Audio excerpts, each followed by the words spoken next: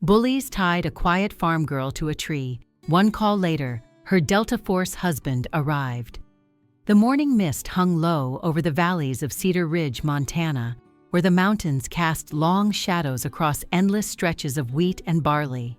Sarah Bennett pulled her worn flannel tighter against the September chill as she made her way through the pre-dawn darkness toward the stables.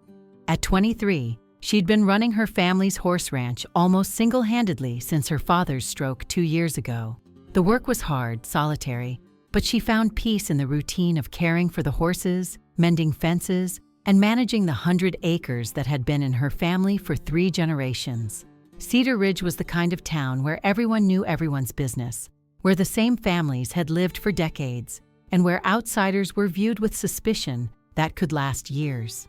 Sarah had grown up here, but she'd always been different. Quieter than the other kids, more comfortable with animals than people, content to spend her evenings reading in the barn, while others gathered at Murphy's Tavern to gossip and drink.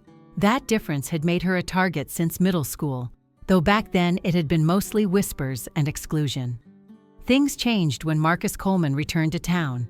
He'd left Cedar Ridge for college on a football scholarship, the town's golden boy who was supposed to make it big. Instead, he'd blown out his knee junior year and crawled back home with his NFL dreams shattered and a bitter edge that hadn't been there before. He'd taken over his father's construction company, surrounding himself with guys like Derek Shaw and Tommy Reeves, men who'd peaked in high school and now spent their time reliving glory days and making everyone else miserable. Marcus had developed a particular fixation on Sarah. Maybe it was because she was one of the few people in town who didn't treat him like he was still the hometown hero. Maybe it was because her indifference to his presence bruised his ego. Or maybe it was simply because she was vulnerable, running that ranch alone, with no one to stand up for her. It started with small harassments. Nails scattered on her driveway, causing flat tires she couldn't afford to keep replacing, fence posts mysteriously broken, letting horses wander onto the highway, dead animals left on her porch with crude notes. Sarah reported each incident to Sheriff Wade, but he'd been Marcus's high school coach and still saw him as that promising kid who just needed to work through some disappointment. Boys will be boys, he'd said, though Marcus was 31 now, far from a boy. Sarah knew better than to mention her husband. The marriage had been a whirlwind, unexpected and private, to a man the town had never met, Jack Bennett. She'd taken his name partly to honor him, partly because she liked how it sounded. Was currently deployed somewhere she couldn't know, doing things she couldn't imagine. They'd met 2 years ago when he'd been passing through Montana on leave, his motorcycle breaking down near her ranch. She'd found him on the side of the road, offered help, and somehow that had turned into 3 weeks of the most intense connection she'd ever felt. Jack was Delta Force, part of an elite unit that operated in the shadows. He'd been drawn to her quietness, her strength, the way she could gentle a spooked horse with just her voice.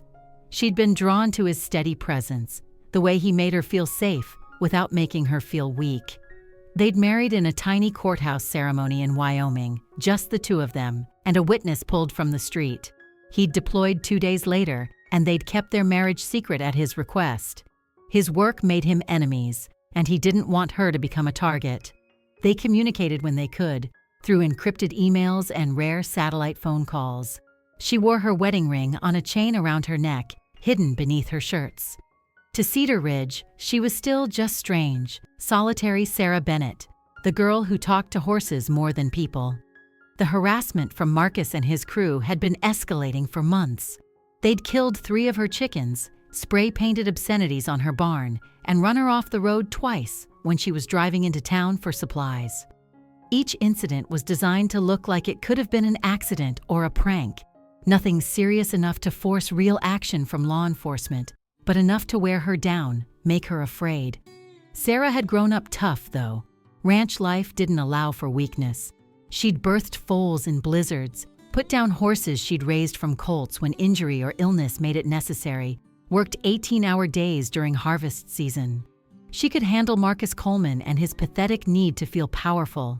Or so she'd thought. The night everything changed started like any other.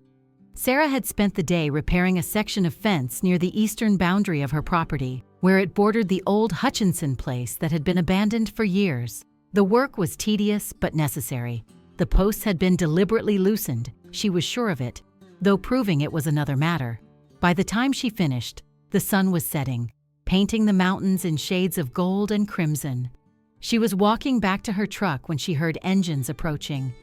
3 vehicles, Marcus's black RAM, Derek's Silverado, and Tommy's beat-up Ford. Her stomach tightened, but she kept walking, her hand moving instinctively to the knife on her belt. Not that it would do much good against 3 men, but its weight was reassuring. They pulled up fast, kicking up dust that made her eyes water. Marcus got out first, beer bottle in hand, that familiar smirk on his face that made her skin crawl. Derek and Tommy followed, along with 2 others she recognized from town, Kyle Brennan and Jake Morrison. 5 men, all of them drinking, all of them looking at her like she was prey. "Working late again, Sarah?" Marcus's voice was deceptively casual. "All alone out here. That's not safe, you know. Lot of bad things can happen to a woman alone." Sarah kept her voice steady, though her heart was racing. "I'm heading home now. Move your trucks." Marcus laughed, taking a step closer. She could smell the alcohol on his breath, see the mean glint in his eyes that had been getting meaner lately. "See, that's your problem. No manners, no respect. Someone needs to teach you how things work around here." The others spread out, forming a loose circle. Sarah's hand tightened on her knife, but she knew pulling it would only escalate things. Her truck was 50 yards away, might as well have been a mile. Her phone was in her back pocket, but reaching for it would signal weakness, fear. She'd learned long ago that showing fear to men like this was like bleeding in shark-infested water. "What do you want, Marcus?" She kept her voice calm, even as her mind raced through options. The abandoned Hutchinson house was close, but running would trigger their chase instinct. Standing her ground might work if they were just trying to scare her, but the look in Marcus's eyes suggested he'd moved beyond intimidation. "I want you to understand your place," he said, moving closer. "You think you're better than everyone, keeping to yourself, acting like we don't exist. But you're nothing. Just some weird girl playing at being a rancher. This land would be better off in hands that know what to do with it." That was what this was really about. Her land. Prime real estate that developers had been circling for years. Land she'd refused to sell despite increasing pressure and increasingly generous offers. Marcus's construction company would make a fortune if she sold, and he'd been getting increasingly frustrated with her refusals. "The land's not for sale," she said firmly. "Not now, not ever." Marcus's face darkened. "Everything's for sale at the right price, or when the owner realizes they can't handle it anymore." He lunged forward suddenly, grabbing her wrist. Sarah reacted instinctively, the self-defense Jack had taught her during his last leave kicking in. She twisted, broke his grip, and drove her knee toward his groin. But Derek was already moving, grabbing her from behind, his arms like iron bands around her chest. "Feisty," Marcus laughed, rubbing his wrist. "I like that. Makes this more fun." Sarah fought, but 5 men were too many. They dragged her toward the abandoned house, her boots scraping against the dirt as she struggled. Fear coursed through her veins, but also anger, burning, righteous anger at these men who thought they could take whatever they wanted. They hauled her into the old barn behind the house, the structure still solid despite years of neglect. Rope appeared. They'd planned this, she realized with a sick feeling. They'd come prepared. They bound her wrists behind her back, the rope tight enough to cut off circulation, then tied her to one of the support posts. "Here's what's going to happen," Marcus said, pacing in front of her like he was giving a presentation. "You're going to sign over your ranch.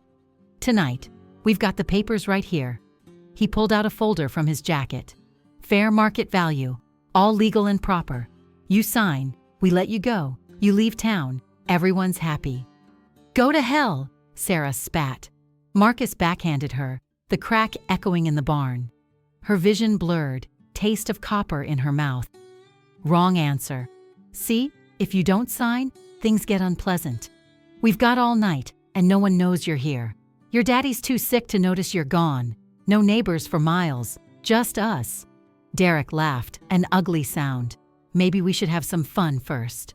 Teach her those manners you were talking about." The fear that had been controlled suddenly spiked. Sarah could handle pain, but what they were suggesting? She forced herself to think clearly. Her phone was still in her pocket. They hadn't searched her. If she could just reach it. "I'll never sign," she said, buying time. "Kill me if you want, but the ranch dies with me. I've got no other family. State will take it, tie it up in courts for years." Marcus considered this, then shrugged. "We'll see how tough you are after a few hours. Tommy, watch her. We're going to get more beer, maybe some tools from my truck. Don't want to rush this." They left Tommy alone with her, the youngest and drunkest of the group. He sat on a hay bale, playing with his phone, occasionally glancing at her with an uncomfortable expression. Sarah could tell he wasn't fully on board with this, but he was too weak to stand up to Marcus. "Tommy," she said quietly, "you don't have to do this. You're not like them." He shook his head, not meeting her eyes. "Shut up. Marcus knows what he's doing. He's going to ruin your life. When this goes bad, and it will, you'll be the one left holding the bag. Marcus has money for lawyers." "Do you?" Tommy shifted uncomfortably, but didn't respond. Sarah kept working at the ropes, trying to create enough slack to reach her phone. The knots were tight, but the post was old, splintered. If she could just... The barn door creaked open, but it wasn't Marcus. An older man Sarah didn't recognize stood silhouetted in the doorway, weathered face, military bearing, eyes that swept the barn with professional assessment. "Well, well," the man said. "Tommy Reeves. Your mother know you're here." Tommy jumped up, nearly dropping his phone. "Who the hell are you?" "Someone who's about to save you from 25 to life," the man said calmly. He looked at Sarah, and something in his expression shifted. "Mrs. Bennett, I presume. Your husband sends his regards." Sarah's heart leaped. "You know Jack?" "Served with him in Afghanistan.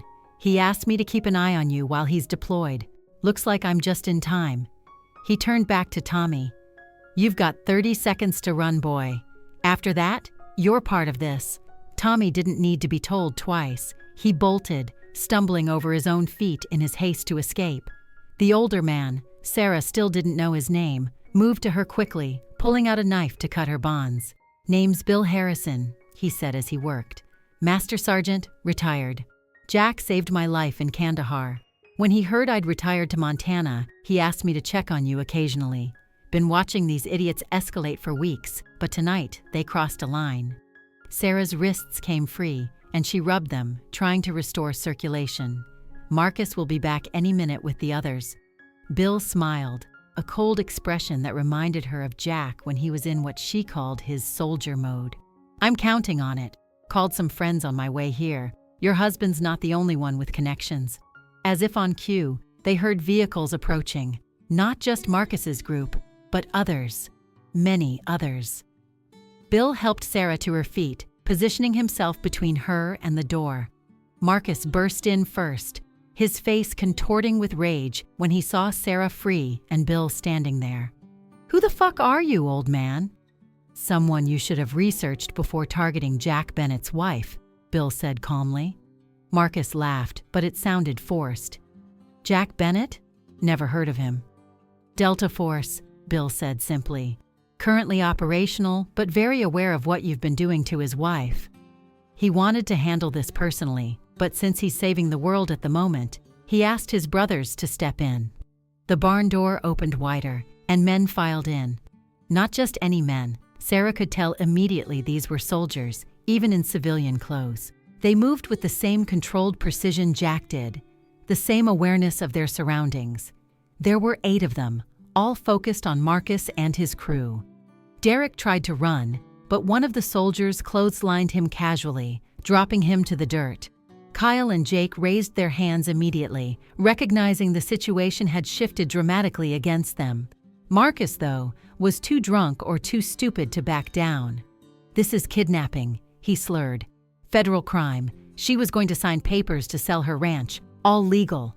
One of the soldiers, a massive man with sergeant stripes tattooed on his forearm, laughed. "Funny thing about federal crimes. Kidnapping, extortion, assault. Those are the charges you're looking at. But here's the thing, we're not cops. We're just concerned citizens who happened to find a woman tied up in a barn." Bill pulled out his phone, showing Marcus a recording. "Amazing what modern technology can do. Got your whole conversation on here. The threats, the assault, the attempted extortion. Now, you've got two choices. Option 1. We call the state police, not your buddy Sheriff Wade, but the real cops. You'll be arrested, charged, and with this evidence, convicted. Option 2.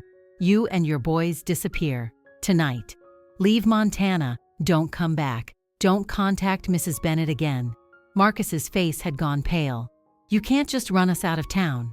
"Watch us," the massive soldier said. "See, Jack Bennett isn't just Delta Force. He's our brother. And when you mess with one of our families, you mess with all of us.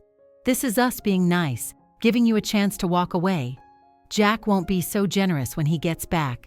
Sarah watched Marcus crumble, the bully facade collapsing when faced with actual strength. He looked around at his friends, finding no support. Derek was still on the ground, groaning. The others had already given up. "Fine," Marcus spat. "But this isn't over." Bill stepped forward, and despite being 20 years older than Marcus, the younger man stepped back. "Yes, it is. You'll leave tonight, all of you. If any of you are still in Cedar Ridge tomorrow morning, or if anything happens to Mrs. Bennett or her property ever again, we'll assume you've chosen option 1. Plus, Jack will take it personally. You don't want Jack to take it personally." The soldiers escorted Marcus and his crew out, following them to ensure they understood the seriousness of the situation.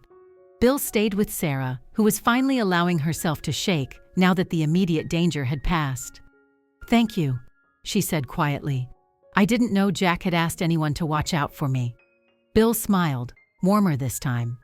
"He didn't want you to know. Thought you'd see it as him not trusting you to handle yourself. But he loves you, Mrs. Bennett.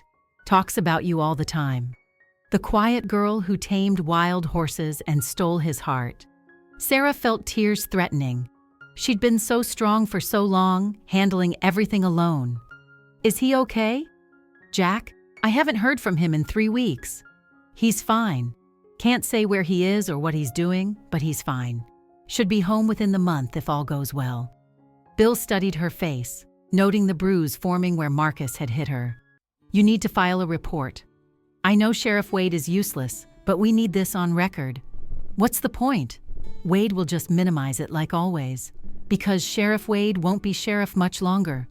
Turns out he's been taking bribes from the developers trying to force ranchers out. State police have been building a case. Your situation might be the final nail." Over the next hours, things moved quickly. The state police arrived, taking statements and evidence. Marcus and his crew were found at the county line, their vehicles packed with hastily grabbed belongings. Faced with the evidence and the promise of prosecution, they chose exile. Sheriff Wade was arrested 2 days later on corruption charges dating back years. Sarah stood on her porch that night, watching the sun set over her land, which she'd fought to keep and nearly lost everything defending. Her phone buzzed with an encrypted message. "Heard you had some trouble. Sorry I couldn't be there. Bill says you handled yourself like a warrior. I'm proud of you. Home soon. All my love, Jay." She smiled, touching the wedding ring on her chain. Soon she wouldn't have to hide it anymore. The town would know she wasn't alone, had never been alone, even when she'd seemed most vulnerable. The next morning brought unexpected visitors, women from town she'd barely spoken to before, coming to check on her, bringing casseroles and offers of help. Mary Coleman, Marcus's mother, came to apologize, tears streaming down her weathered face. "I knew he was troubled," she said, "but I never thought—" "I'm so sorry, Sarah. I failed him, and I failed you by not seeing what he was becoming." Sarah surprised herself by hugging the older woman. "It's not your fault. He made his choices." The truth about that night spread through Cedar Ridge like wildfire, growing and changing with each telling. Sarah Bennett had a husband. Not just any husband, but Special Forces, Delta Force. The quiet girl who kept to herself was married to a genuine American hero, and his brothers-in-arms had come to her defense. Some of the stories were ridiculous, that Jack was a super soldier, that he could kill a man with his pinky, that the entire U.S. military would descend on Cedar Ridge if anyone looked at Sarah wrong. But the exaggerations served a purpose. People who'd dismissed her before now treated her with respect. Men who might have seen her as an easy target now gave her wide berth. Bill Harrison became a regular visitor, checking in twice a week. He helped with the heavier ranch work, refusing payment but accepting Sarah's home-cooked meals. He told her stories about Jack, carefully edited to remove classified details, but painting a picture of a man who was respected, even revered, by his brothers-in-arms. He joined up young, Bill told her one evening, as they repaired a fence together. 18, straight out of high school in Texas. His old man was a drunk. Mother died when he was 12. Military gave him purpose, structure. But Delta, that's different. You don't just apply for Delta. They find you, test you, break you down, and build you back up. Jack made it through on his first try, youngest in his class. He doesn't talk about it much, Sarah said, wrestling with a stubborn post. He wouldn't. The things they do, it's necessary, but it marks you. Jack's good at compartmentalizing, keeping that world separate from this one. You're his anchor, Sarah, the thing that reminds him why he does what he does. 3 weeks after the barn incident, Sarah was in town picking up feed when her phone rang with an unknown number. Her heart raced. Jack sometimes called from random numbers when he could. Hello? Hey, beautiful. His voice, even through the static of a satellite phone, made her knees weak. Jack, are you okay? When are you coming home? I'm fine. Should be stateside in 72 hours. Mission's complete. There was a pause. Bill told me what happened. Sarah, I'm so sorry I wasn't there. You sent Bill. That was enough. No, it wasn't. I should have been there. You shouldn't have to face that alone. I'm never alone, she said firmly. Even when you're thousands of miles away, I'm not alone. I carry you with me. She heard him exhale shakily. God, I love you. I've been thinking, maybe it's time to go public. About us. I don't want you hiding anymore. Are you sure? You said it could make me a target. You became a target anyway. At least if people know you're mine, they'll know there are consequences for hurting you. 3 days later, Sarah stood at the small regional airport, watching planes land and take off. Bill was with her, having insisted on driving her the 2 hours to Great Falls. She wore her best jeans and the green flannel Jack had bought her wedding ring finally on her finger where it belonged. She saw him before he saw her. He was in civilian clothes, carrying a simple duffel bag, but she would have recognized that walk anywhere. When his eyes found her in the small crowd, his face transformed, the hard edges softening into something that made her heart race. She ran. She didn't care who was watching, didn't care about maintaining her usual reserved demeanor. She ran and jumped into his arms, feeling them close around her like she was coming home. Missed you, she whispered against his neck. Missed you more, he replied, setting her down but keeping her close. His eyes found the bruise on her face, now faded to yellow-green, and his jaw tightened. They hurt you. They're gone. It's over. If they ever come back, they won't. She touched his face, rough with stubble. Bill and your friends made sure of that. Jack looked over at Bill, who gave a small salute. Thanks, brother. Anytime. You two need a ride home? We'll rent a car. Jack said, I want some time with my wife. The word sent a thrill through Sarah. My wife, said out loud, in public, where anyone could hear. The drive back to Cedar Ridge was quiet, comfortable. Jack kept one hand on hers as he drove, thumb rubbing circles on her palm. She told him everything that had happened, not just the night in the barn, but the months of escalating harassment before it. His face darkened with each detail, but he let her talk without interruption. I should have told you sooner, she finished, but I thought I could handle it. You did handle it, he said. You survived. You fought back. You protected what's ours. I'm proud of you, Sarah. But from now on, we're a team. No more secrets. No more facing things alone. They pulled up to the ranch as the sun was setting, the familiar sight of the barn and house gilded in golden light. Jack got out first, coming around to open her door. A gentleman, even after all he'd seen and done. They stood together, looking at the land that had been in her family for generations, that she'd fought to protect. "It's beautiful," Jack said quietly. "Worth fighting for." "It's ours," Sarah corrected.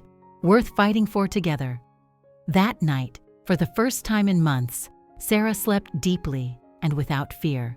Jack was beside her, solid and warm and real. She woke once in the darkness to find him sitting up, staring out the window with the hypervigilance that never quite left him even at home. She touched his back, feeling the scars she knew by touch, each one a story he might never tell. "Can't sleep?" "Just checking." "Habit." She pulled him back down, curling into his side. "We're safe. Bill's got people watching the roads. Nothing's going to happen." "I know. It's just, when I heard what they did, what they were planning, I wanted to kill them, Sarah. If I'd been here. But you weren't, and that's probably for the best." What Bill and the others did was better, cleaner. No violence, just the promise of consequences. Marcus is a coward. The threat was enough. Jack was quiet for a moment. "How did you get so wise?" "I married a smart man," she said, earning a soft laugh. The next morning, they went to town together. Sarah had errands, feed to pick up, groceries to buy, normal life things that felt surreal after everything that had happened. But this time, Jack was with her, and the difference was immediate and obvious. People stared. Cedar Ridge was small enough that everyone knew everyone, and a stranger stood out. But Jack wasn't just any stranger. He moved with a predator's grace, aware of everything around him while seeming relaxed. He kept Sarah close, not possessively, but protectively, and anyone who'd heard the stories about what had happened in the barn could connect the dots. At the feed store, old Henry Morrison, Jake's uncle, couldn't meet Sarah's eyes. "Heard my nephew got himself into trouble," he said quietly. "He made bad choices," Sarah replied evenly. "But he's young. Maybe this will be a wake-up call." Henry nodded, grateful for her restraint. "Your husband?" "Jack." Jack introduced himself, shaking the older man's hand firmly but not aggressively. "Thank you for your service," Henry said automatically, then seemed to realize what that service actually meant in this context, and paled slightly. They moved through town like that, Sarah introducing Jack to people she'd known her whole life, but had never really connected with. The story had preceded them. Everyone knew who Jack was, what he represented. Some were awed, some were nervous, but all were respectful in a way they'd never been to Sarah alone. At the grocery store, they ran into Linda Shaw, Derek's mother. She froze when she saw them, her face cycling through emotions: shame, fear, anger, resignation. "Sarah," she said finally, "I heard what happened, what Derek did. I don't know what to say." "You don't have to say anything," Sarah replied. "It's done." Linda looked at Jack, taking in his quiet intensity, the way he stood slightly behind Sarah, but ready to move if needed. "You're him, the soldier." "I'm Sarah's husband," Jack said simply, but there was weight in the words. Linda nodded quickly and hurried away. Sarah felt bad for her. It wasn't the mother's fault their sons had chosen darkness, but she also felt a grim satisfaction. For years, these women had looked down on her, whispered about her, excluded her from town social life. Now they knew she had never been as alone as they'd thought. Over the following weeks, life settled into a new rhythm. Jack had a month of leave, and he threw himself into ranch work with the same intensity he brought to everything. They repaired fences, expanded the chicken coop, broke 2 new horses that Sarah had been putting off training. He was good with the animals, patient and firm, understanding that fear and force only created more problems. Bill visited regularly, sometimes bringing other veterans who'd settled in Montana. Sarah found herself with a new extended family, men and women who'd served with or alongside Jack, who understood the weight he carried and helped lighten it just by being there. They'd gather for barbecues, sharing stories that were carefully edited but still revealing, showing Sarah sides of her husband she'd never seen. "Remember Kabul?" One of them, a sniper named Carlos, said one evening. "That extraction that went sideways?" Jack groaned. "Don't remind me." 3 days in a drainage pipe. "You saved 6 lives," Carlos pointed out. I did my job, Jack countered, uncomfortable with the praise. You did more than that, Bill interjected. Kid would have died if you hadn't carried him 5 miles through hostile territory. Sarah listened, piecing together the fragments of Jack's other life. He never bragged, always deflected credit to his team, but she could read between the lines. Her quiet, gentle husband was a hero in the truest sense, though he'd never used that word himself. One evening, as they sat on the porch watching the sunset, Sarah brought up something that had been on her mind. Do you ever think about getting out? The military? Jack was quiet for a long moment. Sometimes. The body can't do this forever. I'm 32, been in 14 years. That's a long time for Delta. What would you do? This, he said, gesturing at the ranch. Be here with you. Maybe train horses, help other veterans transition to civilian life. Bill's been talking about starting a program. You'd be good at that. Maybe, but not yet. There's still work to do, things that need doing that only we can do. He looked at her. Can you live with that? The deployments, the uncertainty? I've been living with it, she pointed out. The only difference now is everyone knows. No more hiding. Jack pulled her closer. No more hiding. The town adapted to the new reality quickly. Sarah Bennett, the weird loner who talked to horses, was married to a Delta Force operator. The ranch that developers had been circling was now off limits, protected by something more powerful than legal documents: reputation and fear. Word spread to neighboring towns, the story growing with each telling, until Sarah had become something of a legend herself, the woman who'd stood up to bullies and had an entire Special Forces unit come to her defense. Marcus's construction company folded within a month of his departure. Without him, and with the corruption investigation exposing years of shady deals, clients pulled out, projects stalled. The building was bought by an out-of-state company that brought in new management and workers, people who had no history with the town's old power structures. Sheriff Wade was replaced by Maria Santos, a former Marine who'd served in Iraq before joining law enforcement. She made it clear from day one that the Old Boys Network was dead, that everyone would be treated equally under the law. Her first week, she visited Sarah personally to apologize for what had been allowed to happen under Wade's watch. It won't happen again, she promised. Not on my watch. Sarah believed her.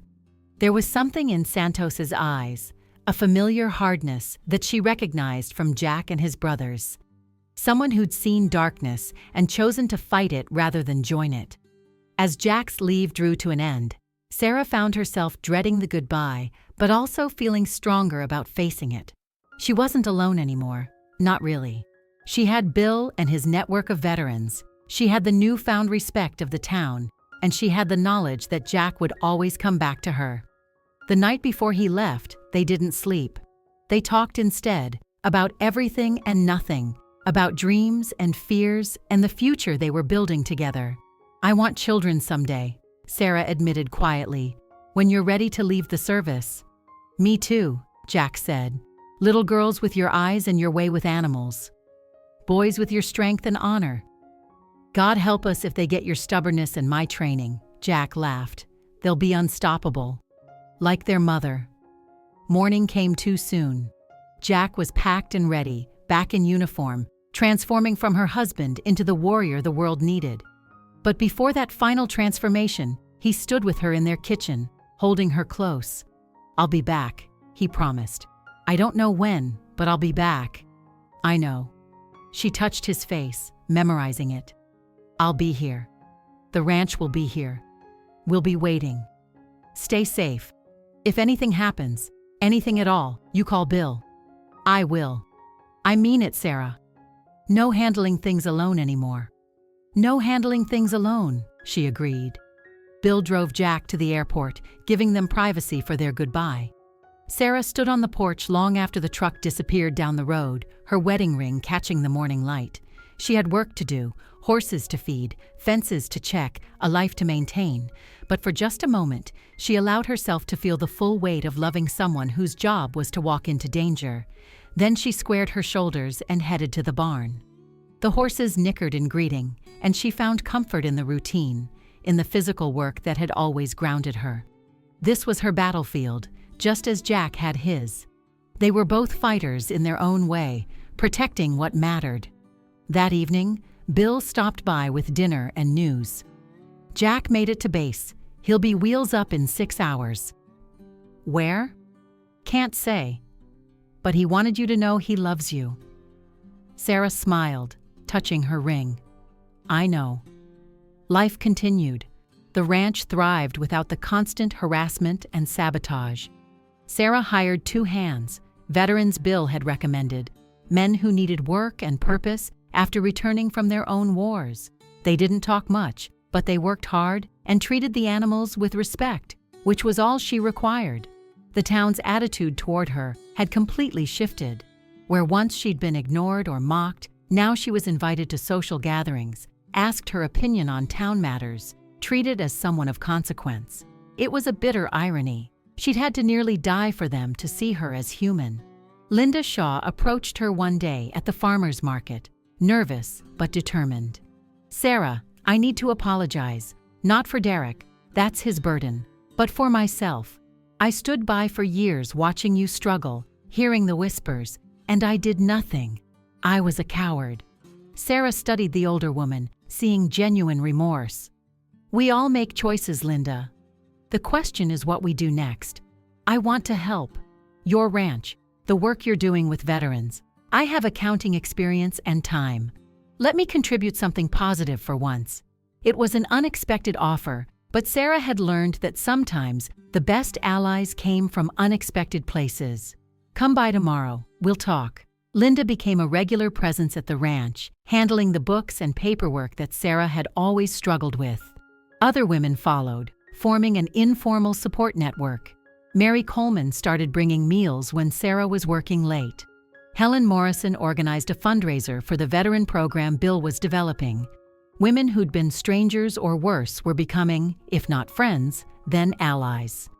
3 months into Jack's deployment, Sarah got an unexpected call. Not from Jack. She'd learned not to expect regular contact when he was operational, but from someone identifying himself as Colonel Mitchell. Mrs. Bennett, I'm calling about your husband. Sarah's blood turned to ice. This was the call every military spouse dreaded. Is he? He's alive, Mitchell said quickly, but he's been injured. He's stable, being transported to Landstuhl Medical Center in Germany. How bad? I can't provide details over an unsecured line, but he's asking for you. We can arrange transportation if you want to come. Yes, Sarah said immediately. Yes, I'm coming. Bill drove her to the airport, having somehow procured tickets and expedited passport processing in record time. Military families take care of each other, he said simply when she tried to thank him. Tom and Maria will handle the ranch. You focus on Jack. The flight to Germany was the longest of her life. She'd never left Montana before, never been on a plane, never imagined her first international trip would be under these circumstances. But none of that mattered. Jack needed her.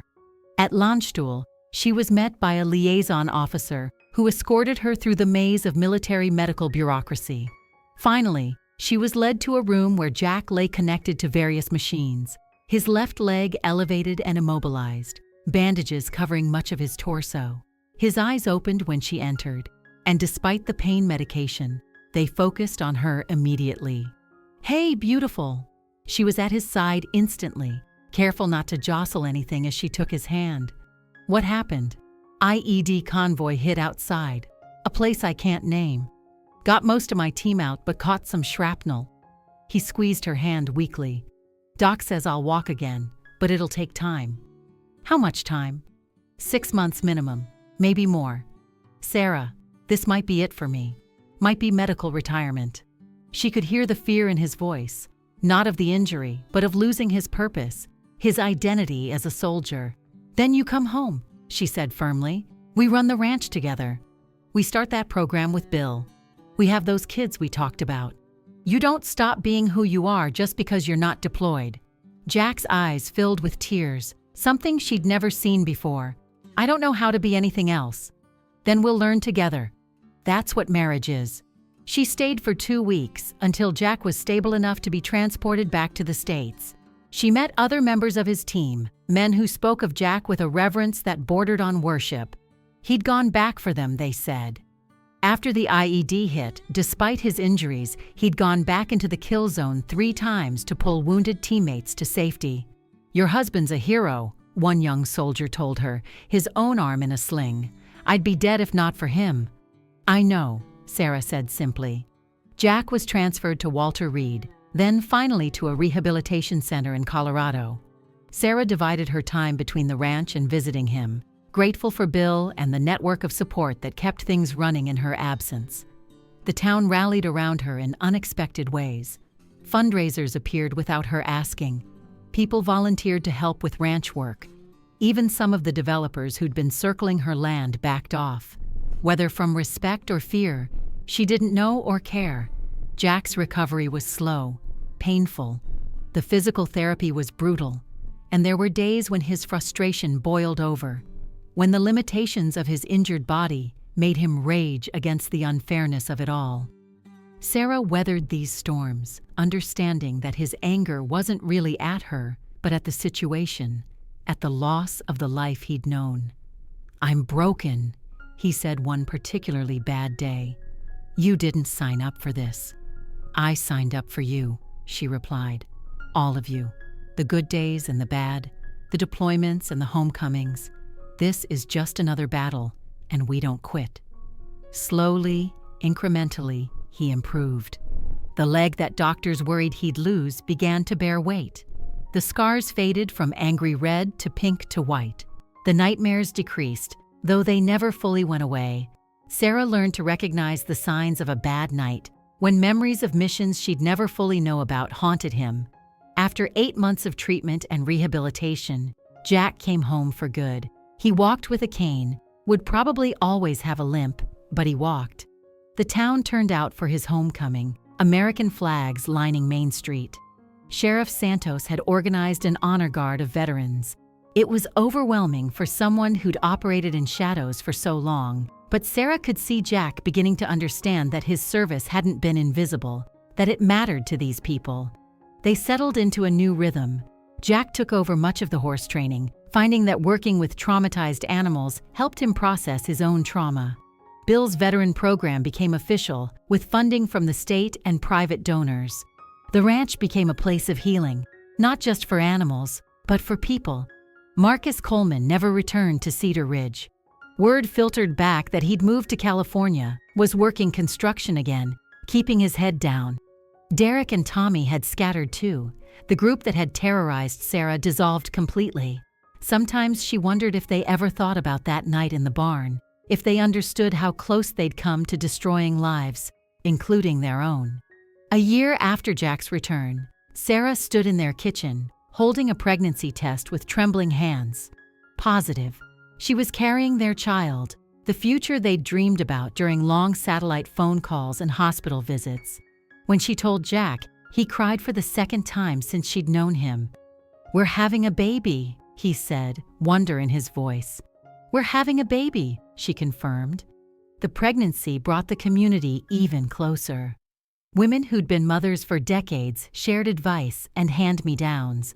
The veterans working the ranch built a nursery, each piece of furniture crafted with military precision. Bill declared himself honorary grandfather before Sarah could even ask. 7 months into the pregnancy, Sarah was checking on the horses when she noticed a familiar truck parked at the ranch gate. Sheriff Santos's vehicle, but it wasn't Maria who got out. It was Tommy Reeves. Sarah's hand went to her phone, ready to call for help, but Tommy raised his hands in a gesture of peace. "Please, Mrs. Bennett, I just want to talk, to apologize." Jack appeared from the barn, moving faster than his injured leg should allow, positioning himself between Tommy and Sarah. "You've got 30 seconds. Tommy looked older, worn down by whatever the past 2 years had brought him. "I was a coward. What we did, what I let happen. There's no excuse. I've been in therapy, trying to understand why I went along with it. I'm not asking for forgiveness. I just needed you to know that I know what we did was evil, and I'm sorry." Sarah stepped out from behind Jack, her hand on her swollen belly. "What do you want, Tommy?" "Nothing. I'm leaving town. Got a job in Oregon. starting fresh. But I couldn't go without trying to make this right. I know I can't, but I had to try." "You stood by while they tied me to a post," Sarah said quietly. "You watched and did nothing." "I know. I'll carry that the rest of my life." Jack studied him for a long moment. "You're young. You made a terrible choice, but you have the chance to make better ones. Don't waste it." Tommy nodded, tears streaming down his face. "Thank you, both of you, for letting me walk away that night." He left without another word. Sarah and Jack stood together, watching his truck disappear down the road. "Think he meant it?" Sarah asked. "Maybe. Doesn't matter. He's not our problem anymore." Their daughter was born on a clear September morning, the same kind of day Sarah had been tied to that tree 3 years earlier. But instead of fear and isolation, the delivery room was full of love and support. Jack held her hand through every contraction, whispered encouragement when she thought she couldn't push anymore. Emma Grace Bennett came into the world screaming, strong and perfect. Jack held her for the first time, with hands that had dealt death, but now cradled new life with infinite gentleness. "She's beautiful," he whispered, "like her mother." The ranch became Emma's playground as she grew. She took her first steps holding onto a patient old mare's leg. Her first words included horse and daddy and home. She had Sarah's green eyes and Jack's determined chin, a combination that promised interesting teenage years ahead. The veteran program expanded, becoming a model for similar initiatives nationwide. Men and women who'd served came to the ranch to work with horses, to find peace in the Montana mountains, to remember who they were beyond the uniform. Jack led group sessions, sharing his own struggles with transition, showing that strength wasn't about being unbreakable, but about rebuilding after breaking. Sarah watched him sometimes, teaching Emma to ride, or working with a particularly skittish rescue horse, or counseling a young veteran through a panic attack. The warrior was still there, would always be there, but he'd found new battles to fight, ones that built rather than destroyed. 5 years after that night in the barn, Sarah stood in the same spot where she'd been tied, now holding Emma's hand as they picked wildflowers. The post was gone, removed during renovations, but the barn still stood, transformed into a community center for the veteran program. "Mama, why are you sad?" Emma asked, perceptive as always. "I'm not sad, baby. Just remembering." "Remembering what?" "How strong we can be when we have to be, and how important it is to have people who love us." Jack joined them, his limp barely noticeable now except on cold mornings. He knew what this place meant, the significance of standing here whole and free and loved. "Ready for dinner?" he asked. "Bill and the others are coming." "Ready," Sarah said, scooping Emma up despite her protests that she was too big to be carried. They walked back to the house together, past the thriving gardens and the peaceful horses, past the cabins built for program participants, past all the evidence of a life rebuilt from near disaster. The mountains stood sentinel around them, unchanged and enduring, like the love that had survived deployment and distance and violence. That evening, as veterans and their families gathered around tables laden with food, as laughter filled the air and Emma played with other children, Sarah caught Jack's eye across the crowd. He smiled, that private smile that was just for her, and she knew that every struggle had been worth it. The girl who'd been tied to a tree, alone and afraid, was gone. In her place stood a woman who'd learned that strength wasn't about facing things alone, but about knowing when to call for help, when to fight, and when to stand your ground. She'd learned that love could survive anything, even distance and danger, and the darkness that tried to creep in at the edges. And somewhere in California or Oregon or wherever they'd scattered, the men who'd tried to break her were living with the knowledge that they'd failed. Not because of violence or revenge, but because Sarah Bennett had something they'd never understood. People who would cross the world to stand beside her, and the courage to keep standing even when she stood alone. The ranch thrived. The program grew. Emma learned to ride before she could properly write her name.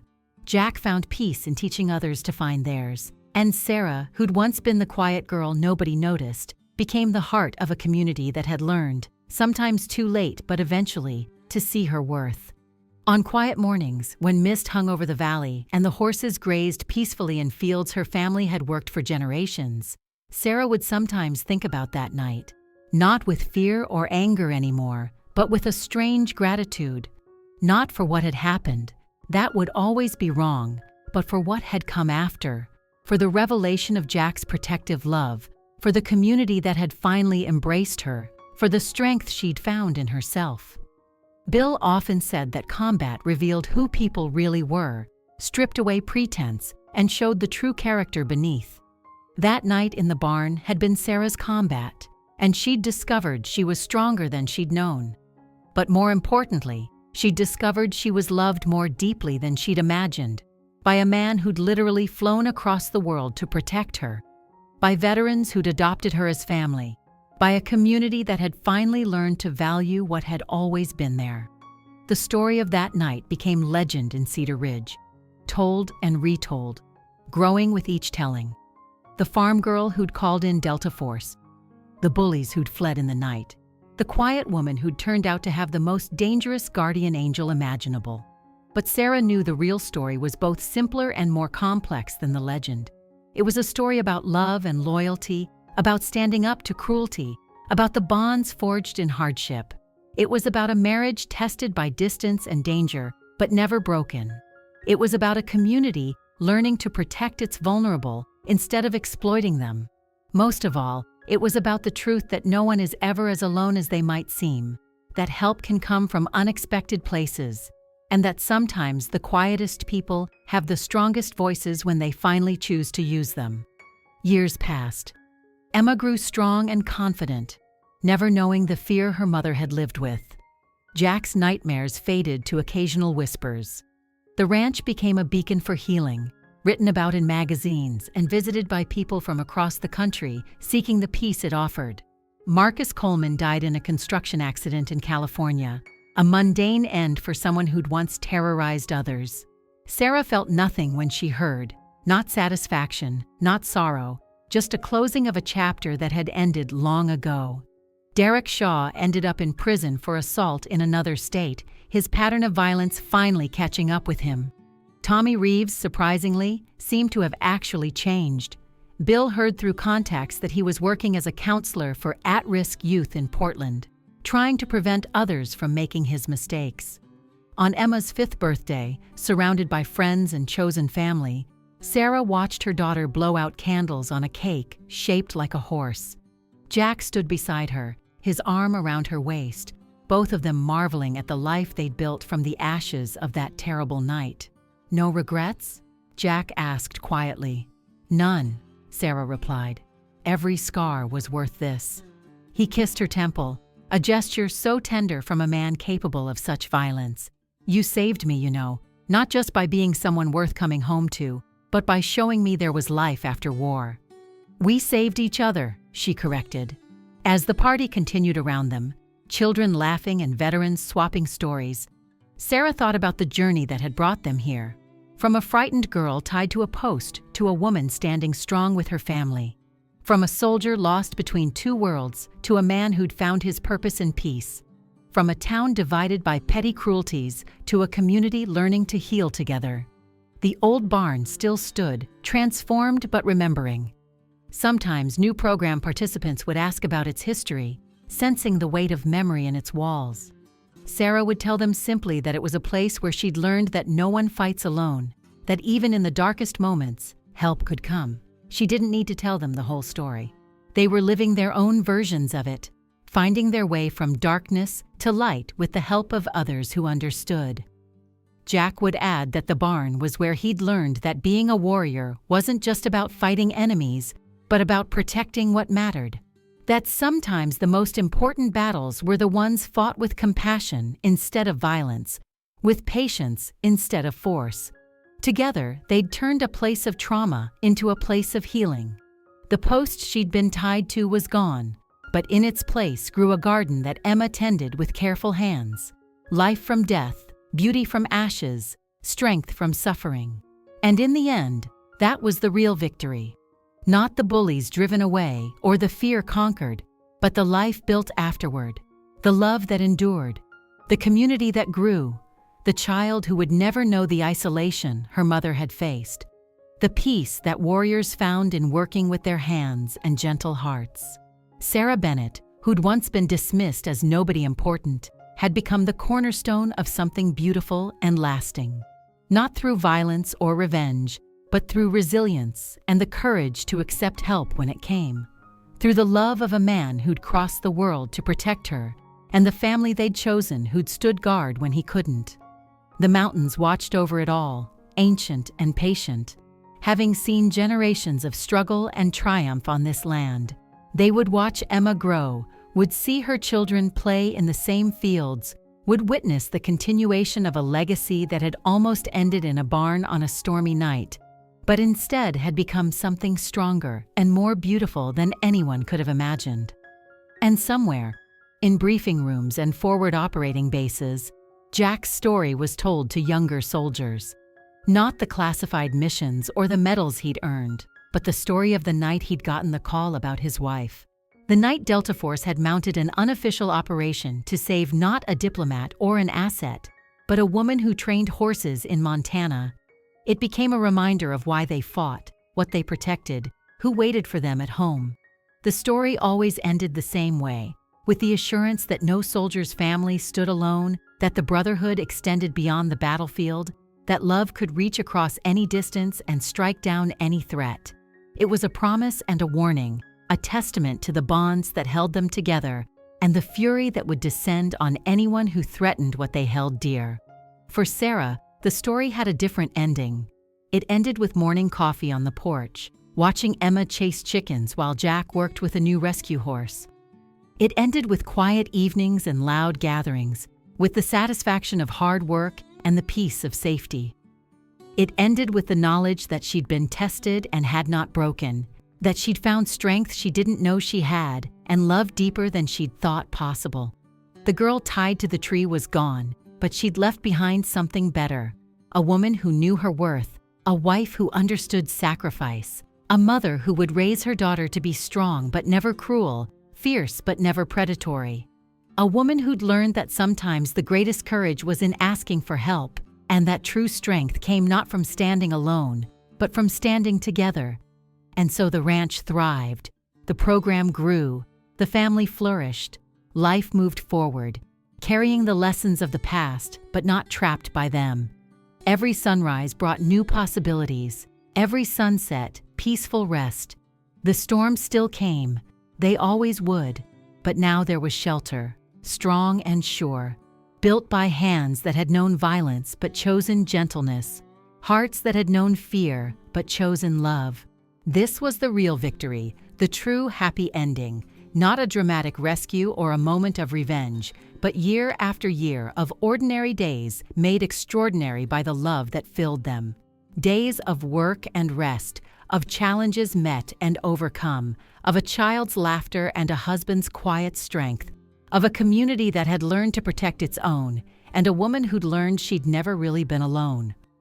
The story that had started with cruelty and fear had transformed into something else entirely, a testament to resilience, a celebration of love that transcended distance, a reminder that even in the darkest moments, dawn would come.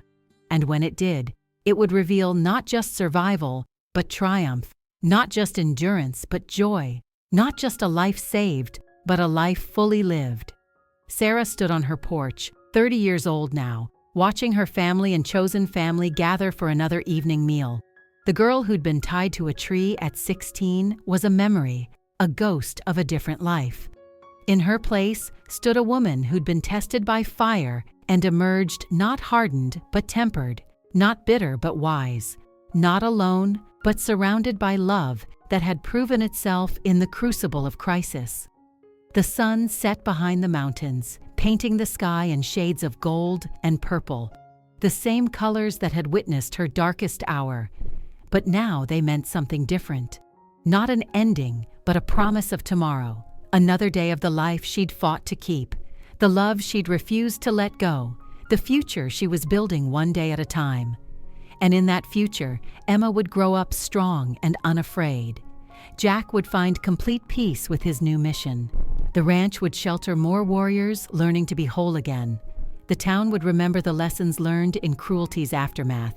And Sarah would stand at the center of it all, no longer quiet and overlooked, but seen and valued, loved and protected. A testament to the truth that sometimes the people who seem the weakest harbor the greatest strength, just waiting for the moment to reveal itself. The story could have ended so differently, in tragedy, in violence, in irreparable harm. Instead, it ended with life and love, and the kind of victory that wasn't won in a single battle, but in thousands of small moments of choosing hope over fear, love over hate, community over isolation. This was Sarah's triumph. Not just surviving that night in the barn, but building from it a life so full and rich that the trauma became just one thread in a tapestry of joy. Not forgetting, she would never forget, but transforming memory into motivation, fear into fuel for something better. The stars emerged overhead, countless and eternal, the same stars that had witnessed her call to Jack, his promise to come, the arrival of unlikely saviors. Now they witnessed peace, earned through struggle, but no less sweet for the earning. They witnessed love that had endured separation and danger.